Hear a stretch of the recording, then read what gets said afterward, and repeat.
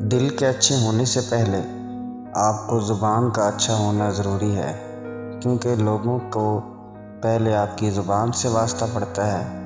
دل تک تو کچھ خاص لوگ ہی پہنچتے ہیں۔ دل آزاری کا ایک لمحہ اتنا طاقتور ہو سکتا ہے کہ دلداری کی پوری زندگی کی نصیحت و نابود کر دے۔ اوقات سے زیادہ دی ہوئی عزت اور محبت کم ظرفوں کو راس نہیں آتی۔ مرد اپنے گھر میں شریعت کی پابندی کروائے، شوہر کو چاہیے کہ شریعت کی پابندی خود بھی کرے اور اپنی بیوی کو بھی پیار محبت سے شریعت کی پابندی پر لائے۔ جب آپ خود پابند ہوں گے تو پھر آپ کی بیوی بھی انتباہ کرے گی اور بھی شریعت اور سنت کی پابند بن جائے گی۔ عام طور پر شوہر جب آدھا تیتر آدھا بٹیر ہوتا ہے، مگر بیوی سے یہ چاہتا ہے کہ وہ رابعہ بصری بن جائے، تو پھر وہ بھی رابعہ بصری نہیں بنتی، بلکہ وہ کہتی ہے جیسی آپ کی زندگی ویسی میری زندگی۔ اس پر جھگڑے کھڑے ہوتے ہیں۔ اگر ہم گھر میں شریعت و سنت کی فضا قائم کرنا چاہتے ہیں تو ہمیں اپنی ذات سے یہ کام شروع کرنا ہوگا۔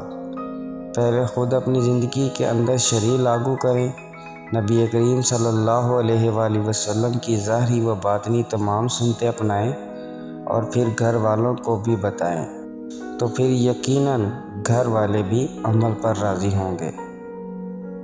ہم تو اکثر یہ دیکھتے ہیں کہ بیویاں بیچاری دعائیں کرتی ہیں اور وظیفے کرتی ہیں کہ ہمارا میاں نیک ہو جائے، اور وہ چاہتی ہیں کہ گھر میں نیکی کا ماحول ہو، مگر خامدوں کو اپنے مزاج عجیب ہوتے ہیں۔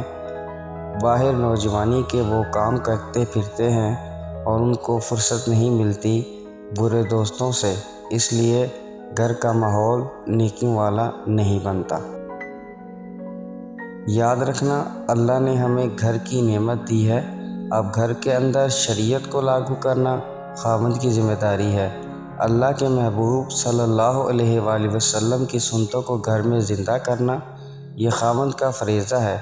اگر اس فرض کو انجام نہیں دے گا تو قیامت کے دن اپنے محبوب کو کیا چہرہ دکھائے گا۔ آج ہمارے گھر نبی کریم صلی اللہ علیہ وآلہ وسلم کی سنتوں کی مذبح گاہیں بن چکی ہیں۔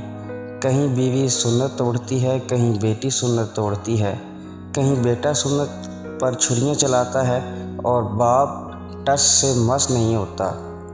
آج دین کا غم کھانے والا کون ہے جو اپنے گھر کو نبی کریم صلی اللہ علیہ وآلہ وسلم کی سنتوں کا باغ بنائے، نمونہ بنائے؟ یہ تبھی بنے گا جب خاوند خود سنتوں پر عمل کرے گا، سر کے بالوں سے پاؤں کے ناخنوں تک سنتوں پر عمل کرے گا، پھر اپنے گھر والوں کو بھی سنت کی ترغیب دے گا۔ اگر وہ اپنے بچوں کو سمجھائے اور بیوی کو بھی سمجھائے تو پھر اللہ تعالیٰ ان کے دلوں میں بھی دین کی عظمت ڈال دیں گے اور وہ بھی شریعت کے پابند ہو جائیں گے۔ شریعت نے کہا ہے کہ جب خاوند اپنی بیوی سے ملنے کی خواہش ہو، اگر پاکیزہ حالت میں ہے تو کبھی بھی ملنے سے انکار نہ کرے۔ حدیث پاک میں ہے کہ اگر یہ اونٹ پر بھی سوار ہے تو نیچے اترے اور خاوند کی خواہش پورا کرے۔ حدیث پاک میں ہے کہ اگر یہ تندور کی آگ پر بھی کھڑی ہے تو پیچھے ہٹے اور خاوند کی بات کو پورا کر کے پھر کام کرے۔ اور آج کل لڑکیاں اپنے خاوند سے بات منوانے کے لیے اس کو آلے کے طور پر استعمال کرتی ہیں۔ یہ بہت بڑی غلطی ہے۔ اس سے بڑا بلنڈر کوئی بیوی اپنی زندگی میں نہیں کر سکتی کہ خاوند اس کے قریب ہونا چاہے اور وہ دور ہو کے نہیں، ابھی نہیں پھر کبھی صحیح۔ یہ تمام باتیں خاوند کو غیر مطمئن کر دیتی ہیں، چنانچہ وہ اطمینان کے لیے دوسروں کو تلاش کرتا ہے۔ اور خاوند اگر گناہ کرے تو اس کے گناہ میں بیوی بھی برابر کی گنہگار ہوگی۔ عورتیں یہ مت سوچیں کہ ہم بڑی پاک دامن ہیں، گھر میں رہتی ہیں یا آگے پیچھے معاملہ کر دیتی ہیں۔ اگر آپ کے خاوند نے باہر جا کر نکاح غیر محرم پر ڈال لی تو قیامت کے دن آپ کے گلے میں بھی رسی ڈالی جائے گی کہ تجھے ہم نے بنایا کس لیے تھا، تجھے نکاح میں جوڑا کس لیے تھا، تو کس مرض کی دوا تھی، اگر تو اپنے خاوند کی ضرورت پوری نہ کر سکی تو پھر تو خاوند کا حق کیسے ادا کیا۔ اس لیے نیک بیویاں اپنی ذمہ داریوں کو ہمیشہ پورا کرتی ہیں اور اپنے خاوند کو گھر میں ایسا سکون دیتی ہیں کہ خاوند کو کسی اور کی طرف نگاہ اٹھانے کی ضرورت ہی نہیں پڑتی۔